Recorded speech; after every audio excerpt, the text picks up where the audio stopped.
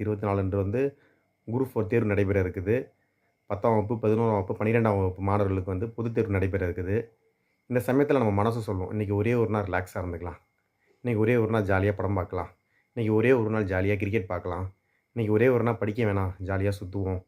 அப்படின்னு நம்ம மனம் வந்து ஒரே ஒரு நாள் ரிலாக்சேஷன் கேட்கும். அதுக்கப்புறம் பார்த்தீங்கன்னா, அதுவே வழக்கமாயிடும். இப்படி நாம் மனம் கூறுவதை அனுமதிக்க தொடங்கினால், மனம் நம்மை நிரந்தரமாக கைது செய்து சிறையில் அடைத்துவிடும்.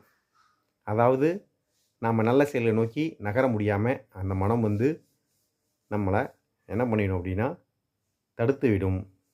எனவே மனம் சொல்லும் பேச்சை நாம் கேட்காமல், நம் மூளை சொல்லக்கூடிய நல்ல வேலைகளை நாம் செய்ய வேண்டும்.